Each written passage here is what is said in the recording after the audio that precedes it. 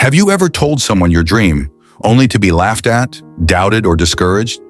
You were excited, hopeful, maybe even brave enough to take that first step. But then their words crushed your spirit before you even began. If you've ever felt that pain, this story is for you.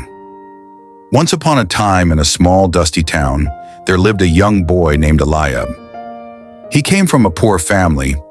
His father was a struggling carpenter, the kind who worked day and night just to put a little food on the table. His mother sold vegetables at the market, her hands rough from years of hard work.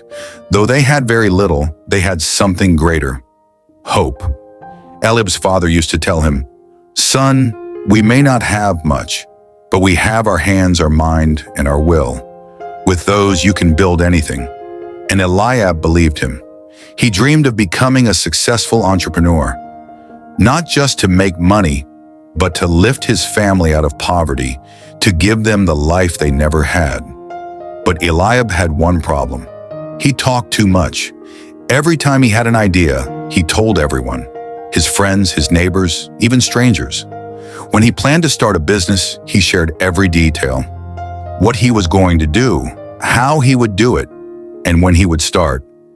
At first, people were interested. They listened. Some even pretended to support him. But soon the comments began to come. "Are you sure you can do that? People from your background never succeed in business. You should get a normal job like everyone else. You're dreaming too big." At first, Eliab tried to ignore them. But as the voices grew louder, doubt began to creep into his heart. Still, he pressed on.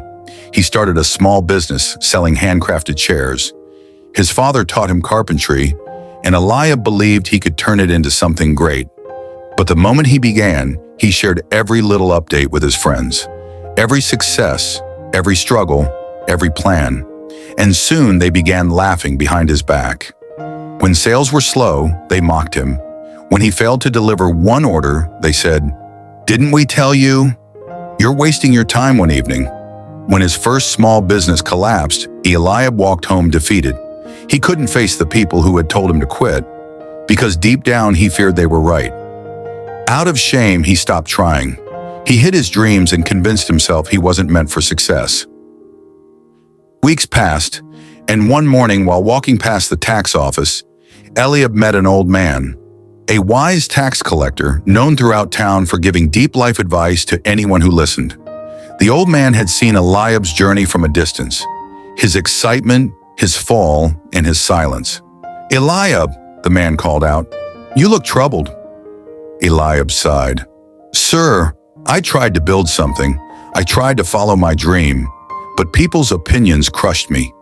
Every time I start, I lose confidence. Maybe I'm not meant for this." The old man smiled. His eyes were gentle yet sharp, like someone who had seen many lives rise and fall. He reached into his drawer and brought out 2 sweets, one still wrapped in golden paper, the other unwrapped and exposed. "Take these 2 sweets," he said. "Place them on a wooden table in your house. Keep them for 2 days, then bring them back to me." Eliab was confused, but he agreed. He went home and did exactly as the man said. He placed both sweets on the wooden table near his bed, one open, one still wrapped. For 2 days, he went about his routine. On the 3rd morning, he went to fetch the sweets. When he looked closely, his eyes widened. The open sweet was half-eaten, covered in ants, sticky and ruined. But the wrapped sweet, untouched, clean, still shining. He picked them both up carefully and went back to the tax collector. "Sir," Eliab said, "I've brought them back. But before I could bring the open one to you, the ants had eaten most of it." The old man looked at him kindly and said, "My son, your dreams are like these sweets. When they are new and open, when you share them with everyone, people are drawn to them. Some will admire them, but most will pick at them, doubt them, and destroy them piece by piece. But when you keep them wrapped, when you build in silence, your dreams are protected. They grow, they mature, and they become strong enough to face the world." Eliab stood there speechless. The old man continued, "The ants are like opinions. They come from everywhere. Some carry jealousy, some carry fear, some carry doubt. If you keep feeding your dreams to everyone, soon you'll have nothing left but their noise. He leaned forward and said softly, "Work in silence, Eliab. Let your success make the noise.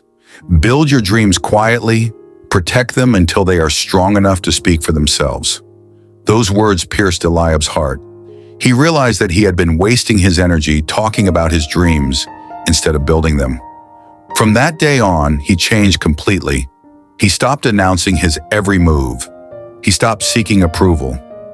He worked quietly, morning to night, learning, building, failing, and trying again. He saved every coin he could. He practiced carpentry with his father, improved his designs, learned about marketing, and studied business from old books. When people asked what he was up to, he simply smiled and said, "You'll see soon." At first, they thought he had given up, but little did they know, behind those quiet eyes, Eliab was becoming unstoppable. Months turned into years. Eliab's small workshop grew into a thriving business.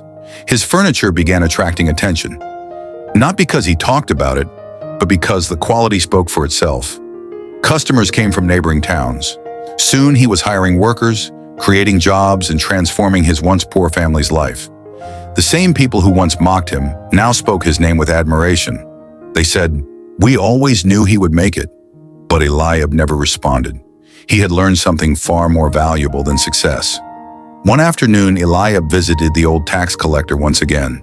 He bowed respectfully and said, "Sir, your lesson changed my life. I learned to build in silence." The old man smiled and said, "I knew you would understand. Remember this, Eliab. Silence doesn't mean weakness. It means strength under control. The tree that grows quietly bears the sweetest fruit." Eliab nodded, his heart full of gratitude.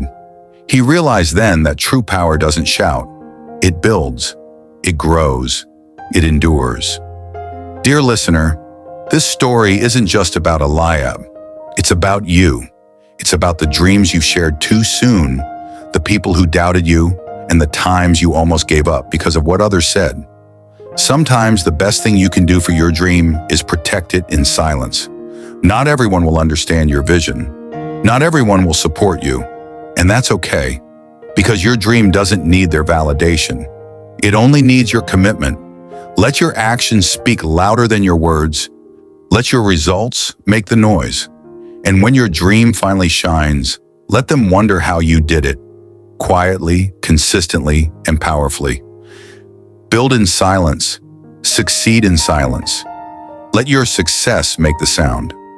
If this story touched your heart, don't forget to like this video, subscribe to Luxia Stories, and share it with someone who needs to hear this message today. Because sometimes silence isn't emptiness, it's power.